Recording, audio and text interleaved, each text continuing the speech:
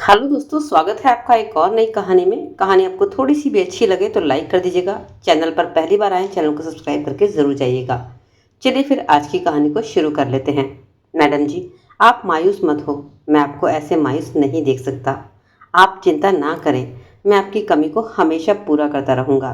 पति के मर जाने के बाद आज पहली बार मैंने किसी कम उम्र के लड़के को अपने बेडरूम में बुलाया था। ऐसी हालत में मुझे आज बेड पर लेटते हुए भी शर्म आ रही थी। हम दोनों की उम्र में बहुत फर्क था, लेकिन अपनी यह गलती अब मैं कभी नहीं भूल सकती, क्योंकि मैं जिसको इतना छोटा बच्चा समझ रही थी वह मुझसे भी ज़्यादा। मुझे विधवा हुए लगभग 10 साल हो चुके हैं। तब से अब तक कभी भी मेरी दिलचस्पी किसी मर्द में नहीं हुई। अपने पति की मौत के बाद से ही अपने बेटे और कारोबार के संभालने में ही बिजी रही। अपनी इच्छा के बारे में मैंने कभी नहीं सोचा था। इन्हीं दिनों हमारे एक बहुत पुराने नौकर ने अपने घर जाने का फैसला किया, तो नए नौकर की ज़रूरत आन पड़ी। मैंने अपने पुराने नौकर से कहा कि मुझे कोई ऐसा इंसान ला कर दो जिस पर मैं भरोसा कर सकूं और जो काम संभाल सके। उसने मुझे एक नौकर के बारे में बता दिया। जब वह हमारे घर पर आया तो पहली नज़र में मुझे नौकर बहुत अच्छा लगा। उसका नाम शंभू था। मैंने उस पर भरोसा किया और उसे काम के लिए रख लिया। वाकई में बहुत ही ज़्यादा नेक लड़का था। सुबह से शाम तक वह मेरे बेटे के साथ ऑफिस में होता और शाम को घर संभालता। रात को खाना वगैरह हमें खिलाकर वह अपने क्वार्टर में चला जाता, जो हमने उसे रहने के लिए दिया था। मुझे धीरे धीरे उससे लगाव होने लगा था। मेरे जेठ अमेरिका में कई सालों से थे। उन्हीं दिनों वह इंडिया आए थे। मेरे बेटे को कहा कि तुम मेरे पास अमेरिका आ जाओ, बिजनेस में मास्टर कर लो, मेरे घर रहोगे, मैं वहाँ पर तुम्हारा बहुत ख्याल करूँगा। मेरा एक ही बेटा था। मैं नहीं चाहती थी कि वह मुझसे दूर हो जाए। दूसरा, उसे अपने पापा के बिजनेस को भी संभाले हुए था, मगर अपने ताऊ के जोश दिलाने पर वह अमेरिका जाने को तैयार हो गया और जल्द ही मेरे जेठ के साथ अमेरिका चला गया। सारा बिजनेस अब मुझे संभालना पड़ रहा था। अब बेटे के बगैर मैं बहुत अकेला महसूस कर रही थी। ऐसे में अगर किसी का सहारा ले सकती थी तो वह हमारा नौकर ही था। वह अपनी गरीबी से तंग और रिश्तेदारों से टूटा हुआ था। उसे भी इस समय किसी मजबूत सहारे की ज़रूरत थी। जिस दिन मेरा बेटा अमेरिका जाने के लिए रवाना हुआ, मैं खूब रोई थी। उसने मेरे दुख को महसूस करते हुए मुझे भरोसा दिलाया था। कहा कि मैडम, आप मुझ पर भरोसा करें, आपको मायूस नहीं होने दूंगा। उसकी इन तसल्ली भरे शब्दों से मैं बहुत बेहतर महसूस कर रही थी। उस समय मैं महसूस कर रही थी कि जिस बेटे के लिए उम्र के सारे सुनहरे सपने मैंने खो दिए, उसको पाला पोसा बड़ा किया और वही मुझे आज छोड़कर चला गया था। मैं अपने कमरे में बैठी बेटे की यादों में खोई हुई थी। आज मैं अपने अतीत में खोई हुई थी और बहुत ज़्यादा मायूस थी। ऐसे में हमदर्दी के लिए मेरा नौकर मेरे पास आ गया। उसकी नज़रें मेरे उदास चेहरे पर पड़ गई थी। उसने मुझे दिल से दिलासा दिया। मेरे बेटे को गए अब 4 साल हो गए थे। 4 साल गुजारने के बाद मेरा नौकर एक मजबूत इंसान आ रहा बन गया था। उसका वह लड़कपन और बालपन खत्म हो चुका था। अब वह जवान मर्द दिख रहा था।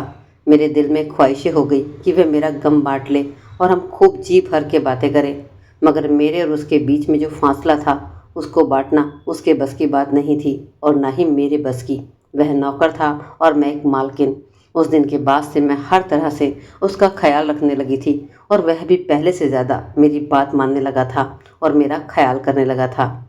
कई बार मन में यह ख्याल आता था कि अगर मैं अपनी नई जिंदगी की शुरुआत कर सकती तो शायद इसी तरह के जीवन साथी की इच्छा रखती, जो औरत की इज्जत करने के साथ साथ उसके दिल की बातें भी जानता हो। लेकिन जिंदगी उस मोड़ पर थी जहाँ मेरा बेटा जवान था और मेरी उम्र 42 साल की थी। इस तरह की इच्छा करना सिर्फ एक सपना ही था। मेरी और शंभू की उम्र में बहुत ज़्यादा फर्क था। वह उम्र में मेरे बेटे के बराबर ही था। उसकी उम्र लगभग 21 साल हो गई थी। उसने मेरे हर गम में मेरा साथ भी दिया था। उसके कारण मुझे वह एहसास मिला जो किसी भी औरत को उस समय चाहिए होता है, जब वह अकेली और मजबूत बगैर सहारे की ज़िंदगी गुजार रही हो। दौलत भी सहारा होती है, मगर वह इतना मजबूत सहारा नहीं होती। कभी कभी तो दौलत औरत को बहुत ज़्यादा नकचड़ी भी कर देती है। अब शंभू मेरा बहुत ज़्यादा ख्याल करने लगा था। मेरे जज्बात को समझता था, मेरे अकेलेपन को समझता था। अब मेरे दिल में उसके लिए अजीब से जज्बात पैदा हो रहे थे, जो मेरी उम्र की तरह औरत को शोभा नहीं देते। मैं तो एक बच्चे की माँ थी, वह भी जवान, लेकिन विधवा हो गई। मेरी सभी ख्वाहिशें अधूरी थी। अब जबकि अपनी सारी जिम्मेदारी मेरे ऊपर आ गई थी, तो मेरे अंदर की सोई हुई औरत भी जाग गई। मैं बस यही सोचती थी कि काश मेरे कोई और औलाद होती, और कभी सोचती क्यों नहीं मैंने अपने बारे में सोचा, अपना घर क्यों नहीं बसाया। आज मेरे आसपास भी मेरे अपने होते। अब जब भी कभी शंभू हिसाब किताब देने आता, वह मेरे सामने बैठा होता। मेरी नीयत अब अजीब सी होने लगी थी। अब मैं किस तरह से अपने मन की बात उसे बताती कि दोबारा से मैं अपना घर बसाना चाहती हूँ। मुझे अब समझ में आया था कि क्यों विधवा को घर दोबारा बसा लेना अच्छा होता है। जब लोग कहते हैं कि विधवा का शादी कर लेना कोई जुर्म नहीं, तब मैं उनकी बातों को सुनकर अच्छा महसूस नहीं किया करती थी। क्या करती, तब मुझे गुस्सा आता था। यह क्यों ऐसी बातें कर मेरे सामने करते हैं। विधवा होना कोई जुर्म तो नहीं। मेरे पास घर है, औलाद है, सब कुछ है। मुझे किसी सहारे की ज़रूरत नहीं। मगर अब लगता है कि औरत का हर हाल में साथ देने वाला उसका जीवन साथी ही होता है। एक दिन हम दोनों गाड़ी में सब्जी लेने बाजार में गए थे। कार एक जगह सिग्नल पर कार बंद हो गई तो एक बूढ़े भिखारी ने हाथ फैलाकर कहा, कुछ दे दो, मैं भूखा हूँ, भगवान आपकी जोड़ी को हमेशा सलामत रखे। मैंने उसे 100 रुपये निकाल कर दिए और कार आगे बढ़ा दी। मैंने हैरानी से शंभू की तरफ देखा। वह कुछ हैरान सा हो गया। तभी उसकी हैरानी को दूर करने के लिए मैं बोली, शंभू, कभी कभी भिखारी बिना कुछ कहे अनकही बात कह जाते हैं। अब इस उम्र में कोई औरत शादी कर सकती है। तब शंभू कहने लगा, क्यों नहीं मालकिन, आप किसी भी तरह से ज़्यादा उम्र की नहीं लगती हैं, जबकि मैं दिखने में आपसे उम्र में ज़्यादा लगता हूँ। उसकी यह बात सुनकर मेरे दिल में खुशी की लहर दौड़ गई थी। मैंने कहा, इंसान को स्मार्ट होना चाहिए, अपने आप अपना ख्याल रखना चाहिए। शंभू, मगर तुम तो ऐसे काम में मगन हो गए हो कि अपने शरीर का तुम्हें ज़रा भी होश नहीं रहा है। कहने को तो मैंने कह दिया, लेकिन यह बात करके खुद ही मुझे फिर शर्मिंदगी सी हो रही थी। अब मुझे देखकर उसने मेरी नीयत को दूर करना चाहा। मैडम, मैं सही बोल रहा हूँ, आप अपनी उम्र से 10 वर्ष कम लगते हैं। बस रहने भी दो, तुम मुझे गलतफहमी में डाल रहे हो। नहीं मैडम, मैं सच कह रहा हूँ, आप अभी भी बहुत खूबसूरत हैं। खुद से बेशक कम उम्र की लगती हैं। आपने ज़िंदगी में देखा ही क्या है। आप तो सिर्फ अपने बच्चों की परवरिश और उसकी देखरेख में ही रही। आप चाहें तो अपनी खुशियाँ अपनी ज़िंदगी में हासिल कर सकती हैं। क्या कह रहे हो शंभू? मैं हंस पड़ी। क्या मुझे इस तरह से बरगला रहे हो? नहीं नहीं, मैं औकात से आगे बढ़ गया। दबी आवाज़ में बोला, माफ़ी चाहता हूँ, शायद आपको मेरी बातें अच्छी नहीं लगी। मुझे खुद नहीं पता मैं क्या कह गया।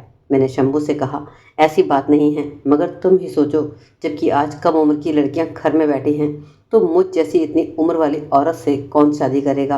वह थोड़ी देर चुप रहा और फिर कहने लगा, आप नाराज़ ना हो तो एक बात कहने की गलती करना चाहता हूँ। मैंने कहा, कहो, क्या कहना चाहते हो। तो उसने ऐसा कुछ कहा जिसे सुनकर तो मैं एकदम से कांपने लगी।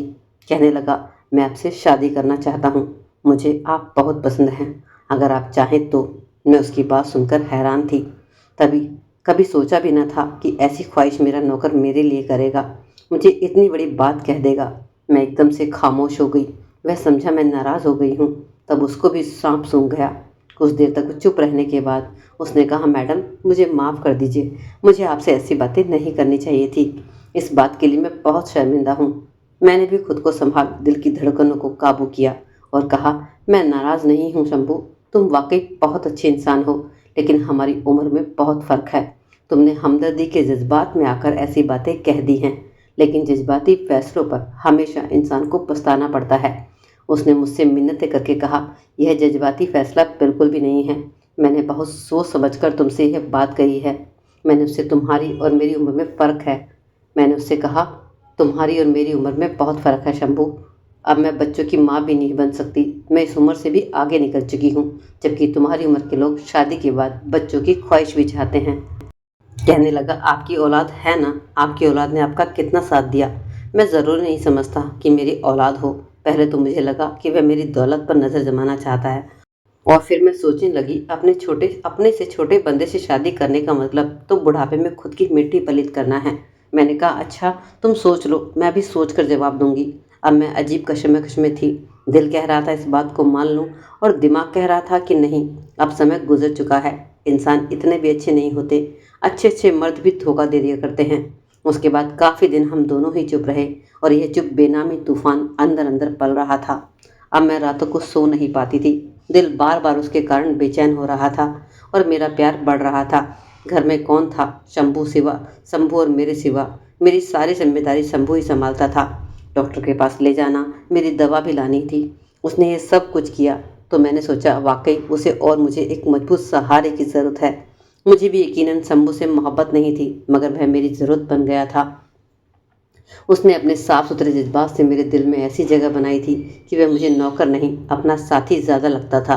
अब मैं हर दिन सोचती रहती थी। ज़्यादा सोचने से मेरा वजूद भी अब जवाब दे गया था। सर में दर्द रहने लगा। मैंने बिजनेस के मामले से भी हाथ उठा लिया था। सारी जिम्मेदारियां मैंने शंभू को दे दी थी। एक दिन सर में बहुत तेज दर्द था और मैं अपने हाथों से अपना सर दबा रही थी कि शंभू ऑफिस से आ गया। उसके हाथ में कुछ फाइलें थी। मेरे कमरे में आने की वजह वह इजाज़त मांगने लगा। मैंने भी कहा कि आ जाओ। मैंने कहा यही मुझे फाइल दिखा दो, मगर मेरा सर दर्द से फट रहा है। वह कुर्सी पर आकर मेरे सामने बैठ गया और फाइल लेकर मेरे सामने रख दी। बोला, क्या मैं आपका सर दबा दूं? मना करने के बावजूद उसने मेरे सर पर हाथ रखा और दबाने लगा। मुझे बहुत ज़्यादा सुकून मिल रहा था। हालांकि मैंने पति की मौत के बाद कभी किसी मर्द की तरफ आंख उठाकर भी नहीं देखा था और इज्जत की ज़िंदगी गुजारी थी। कभी कभी कोई कमज़ोर पल इंसान को अपने बस में कर लेता है। बस मैंने आंखें बंद कर ली और ऐसे जताया जैसे मैं होश में नहीं हूँ। उस समय शंभू ने भी जान लिया कि मैं क्या सोच रही हूँ।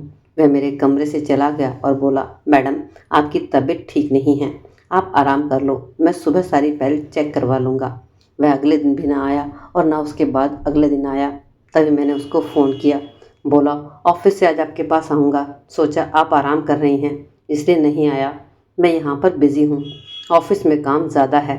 उसका लहजा इस कदर शांत था कि मुझे लगा वह मेरे घर के काम को छोड़कर चला जाएगा।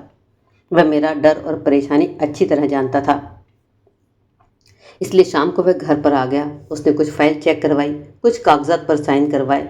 तब उसने कहा, मैडम आपने मेरी बात का जवाब नहीं दिया। शायद आप इतनी ज़रूरी फैसले से डरती हैं, शायद आपको मुझ पर भरोसा ही नहीं है। कोई बात नहीं, हम भुला देते हैं कि हमारे बीच कोई ऐसी बात भी हुई है।